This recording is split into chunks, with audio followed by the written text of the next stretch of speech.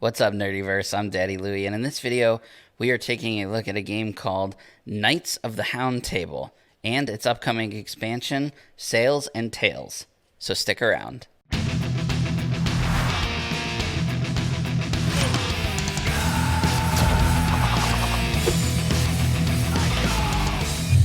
Before we get started, if you enjoy this video, please give it a thumbs up.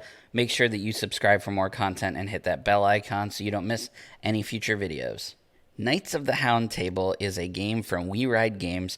It came out in October of 2019 on Kickstarter, successfully funded.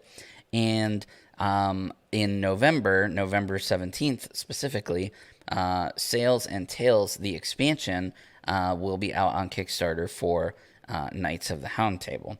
Now, this is a deck building card game, but it's really unique in that when your starting deck is actually drafted. So not everybody starts with the same deck like in typical deck builders. In this deck builder, everyone at the table will draft their cards to create their starting deck, and then you will use your starting deck to do battle with your opponent, and then you will earn coin or treats, bones, to spend on heroes that will be more powerful and added to your deck. So that's kind of the difference here between this and typical other deck builders. You win the game by either knocking out 5 of your opponent's troops or by taking your opponent's total health down to 0. The expansion, SAILS and Tails, adds Corgis and Huskies into the game to give you new flavor and new dogs to play with. And it also adds a brand new banner mechanic, which we'll take a look at. But is it good? Well, if you join me on the table, let's check it out. All right, so first we have to take a look at the core game. That's everything that you see over on this side of the table. So this is a 2 to 4 player game, but it really shines as a 2-player game, as it is a dueling game. There is a 3 to 4 player variant, but we're not going to really talk about that too much. So each player is going to get one of these life point cards, as well as one of these life trackers that just goes over top of the health here like that. I'm not a huge fan of this personally. I've mentioned it in other games that use these little pegs as, health counters. I'd rather see a dial or something like that, but it's fine. It works. So each player is going to get one of these, and they're both going to start at 30 health. And then you're going to take these treat tokens, which are 1s and 5s, and put them so that everybody has access to them. Then you're going to take the cards with the black border. These are known as your Hounds, and these are what's going to be the start of your deck. These are your starter cards. So there's 24 of them, and the way the drafting works is you're going to shuffle them up, and then you're going to lay out 6 cards like this. And then one at a time, each player is going to draft one until there's none left, and then you're going to do that again. Then, once you've done that, you're going to take the smaller deck of hero cards, you're going to shuffle them up, and then you're going to lay 3 of them out. This is known as the Barracks, and these are the heroes that you can buy from to add to your deck. Each player then draws 3 cards, and play begins. Now, the way that play works is that you are going to lay cards out in a row secretly, and it goes attack, ability, and defense, or defend block. And then your opponent does the same on their side, going left to right on their side, going attack, ability, and defend. So their attack will go into your defend, your attack will go into their defend, and the ability cards will be in the middle. So when laying these cards out, you need to be mindful of what ability you want to trigger. Each of the Hounds has an ability, and the only one that's going to trigger is the one that you place in the middle. You also need to be mindful of the number in the top right corner, because that is going to be your attack and or defense based on where you lay your cards. So for example, if I were to play place Benson here, or Bunsen, on the far left of my table, this 3 would be the attack. However, if I lay it on the far right of my table, then that is going to be my defense. So let's just do 1, 2, 3 just to make it easy on this side. And then over here, we'll do, 1, 4, and 6 just to make it easy on this side. So then we would reveal all at the same time. And whoever's number for the ability is highest, that's the number that triggers first. So Chase here has a 4. His ability would trigger first. And it says, discard all attack and defense hounds. Players place the top 2 cards of their deck in random battle positions. So that would happen immediately. So these are going to get discarded. And the top and bottom here of their decks, or the tops of their decks, is just going to get played out randomly because of that ability. And then we would flip, and that's a little bit different of an outcome, huh? And then Cookie's ability is going to go. It says, draw a hound, add that hound's power to your defense, then send it to the discard. So my defense right now is a 6, which is really high, and I'm going to add 1 to that defense. And so then battle happens. 3 beats 1, so I am going to take 2 damage because that's the difference here. It's going to go to my health points. And then over here, 5 does not beat 7, so nothing happens. I successfully block that.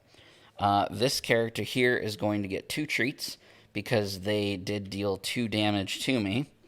And then, if they want to, they could buy something from the hero row, which they can't do because they don't have enough right now. Then all of this gets placed in the discard pile, and we would draw back up to 3, and play would happen again. So you can kind of see how that works, right? The heroes, once they are in play, they do something slightly different. Everything works exactly the same way. However, if at any time a hero is faced up against a hound, and the hero beats the hound, not only does the damage go through, so here in this case, 7 to 5, I would deal 2 damage to this player, but this hound is actually KO'd, removed from the game. If at any time a player loses 5 hounds in that way, they automatically lose. So that's one of the 2 win conditions. Either take your opponent down to 0 health on their card, or defeat or KO 5 hound cards using heroes. So play is going to go back and forth in that way, and that is how you play Knights of the Hound table. Now, what we're really looking at today is, of course, the expansion. So let's crack that open. Okay, so the expansion that I received, the SAILS and Tails expansion, came just like this. So I had some tokens in a little bag. The rules were separate, and then the Corgis and the Huskies came in little booster packs like this. I don't know if that's how it's going to be in the final production. I just wanted to let you know that that's how it came to me. Now, you need to have both the Corgis and the Huskies in order to play the expansion, because different battle cards, or different banner cards, come in each of the packs. So let's talk about the tokens first. So there are tokens. They are red maroonish color here, and they are double-sided. On the other side, they're blue. So the red maroonish symbol here, that represents attack value, and then this over here represents defense value. So there are, with the banner mechanic, when you play cards, if you play cards that match the current banner that's out on the table, you are going to get bonuses to your character depending on which banner is out. Now, the math in this game is not super complicated. It's pretty low numbers, so the tokens to me are a bit much. I don't necessarily think you need them, but we'll see as the game grows and more expansions come out. They may come in handy. But for right now, we just didn't use them too much. So let's talk about the banners, which is the new mechanic that comes with the game here. So everything with this expansion is the same except for the banners. So you got 3 banners. of each color. You got blue, red, and green. Green represents the treat value. And then, of course, you have defense and attack, like we just mentioned. So you're going to take these here, and you're going to shuffle them up. And before, in the game, before you place your hounds and heroes from your hand face down on the board, you are going to reveal a banner from the banner deck. And whatever banner it is, that's what is going to that's what bonus is going to be activated for that turn. So this is a treat banner.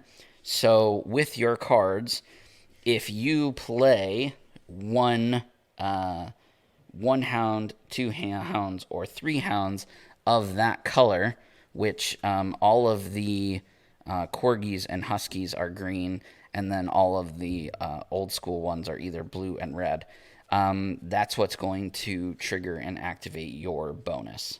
So with the green banner out in play, once I reveal my hounds that I've played on my turn, then I'm going to look and see if any of them match color-wise with the banner that's in play. So let's say I play two of my three dogs that I've played are green. I immediately would then score 2 bonus treats before abilities and everything trigger. Same with as if it were red here. If I had 2 red dogs out, then I'm going to gain 2 attack on my turn. That's where these tokens come into play. I would gain 2 attack on my turn, again, before abilities and stuff come into play. And then the same thing with, the blue. If I've got 1, 2, or 3 blue, that's going to determine how many extra defense that I've got. So once per turn, you're going to get a bonus based on the color of the dogs that you play, based on which banners are out.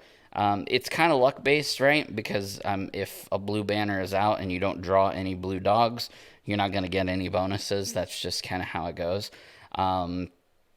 But yeah, so that's what the banners do, which is a new mechanic added here in this expansion. Now let's talk about the dogs. So you've got Corgis and you have Huskies. Again, they're all green. You're going to add 2 new heroes to your hero deck. So these will be shuffled into the hero deck. And then you're going to add all of the rest of these 12 dogs into the Hound deck. But you're not necessarily going to be playing with all of them. So once you shuffle all of these in here, and you get them all shuffled up, then you're going to deal out a deck of 24, leaving 12 dogs unused. So those 12 dogs that are unused, you would just put back in the box. So each time that you play, you're going to get a new experience, which is cool. And there's 2 new card text abilities on the dogs for the Corgis and the Huskies. So the Huskies have an ability called Play Dead, and this is cool. This is Indy. And at the bottom, his flavor text says, "This bone belongs in a museum." And it's obviously a cute little nod at Indiana Jones. So anyway, you see that this dog here, this Husky, has Play Dead. The keyword Play Dead, it basically means that you are going to sacrifice, this card is going to be KO'd, which will count towards your opponent's 5 KOs. So make sure that you use it sparingly. But the abilities on the Play Dead cards are usually really strong. For example, this guy right here, double your treats. So if you have 10 treats, now you activate this ability, and you lose a dog, but you get a whole 10 more treats, which is really, really strong. So that's how the Play Dead ability works. The Corgis have an ability called Underdog. So the way that Underdog abilities work is that they are a bonus to the ability text that's written there, but a certain criteria has to be met. So if you'll notice here, this says Underdog 15. So this ability can only be triggered if your total health points are below that number, so below 15, and your total life points are below your opponent. So you have to be losing, basically. Your opponent has to be higher in health, and you have to meet that number criteria. If you do, that ability goes off, and you get that bonus. So, for example, here, Thorgy says both players gain treats equal to your defense. So if you trigger the Underdog ability, only you gain the treats equal to your defense. So it kind of blocks your opponent from getting that bonus. But again, only if you meet that Underdog criteria.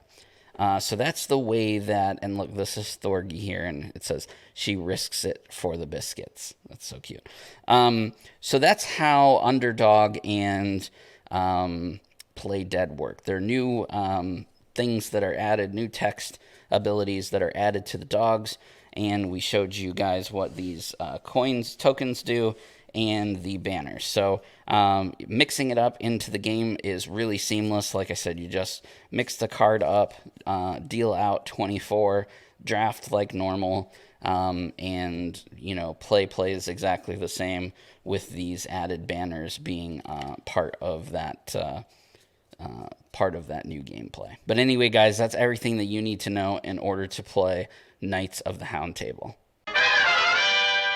Knights of the Hound Table is definitely marketed as a gateway game, but it definitely, as you saw, has enough strategy and enough freshness in order to keep even seasoned gamers occupied. They're going to enjoy this, as well as non-gamers, which I guess is kind of the point of a gateway game anyway. The drafting mechanic at the beginning is going to keep things fresh, so that every time you play, you're going to get a different experience. Now adding in the new dogs, so that you're not playing with the same dogs every single time that you play, that's also going to keep things fresh. So the expansion is well worth its weight in gold in order to change things up with the base game. The developers have a really neat thing that they did in the last campaign that they're also doing in this campaign, where if you have a pet, you have a dog that you would like to be its own card in the game, you can do that. It's a commemorative card to add your pet into this game, which is really neat. So if that's something that you're interested in, you definitely want to go and check out that Kickstarter. Like I said, it's launching on November 17th. I will leave links to everything in the description below. I know they also have some holographic cards as stretch goals, which is really neat. All of that is really super cool, and I hope that you guys will check it out. Links to everything in the description below. November 17th, go and check it out and show them some love and support. What do you guys think of Knights of the Hound Table and this new expansion, Sails and Tales? Let me know down in the comment section below. If you want to see more from the Circle of Nerds, you can find out all of our stuff over at Facebook, Twitter, and Instagram. We've got all the social media at Circle of Nerds. Also, don't forget that we have a podcast that comes out every week called The Cosmic Disaster Show. You can find that right here on YouTube or anywhere that you enjoy listening to podcasts. And for an extra bit of love and affection to us here at the Circle of Nerds, please consider checking us out over on Patreon at patreon.com/circleofnerds. Anyway, guys, that's all from me. I will see you in the next video.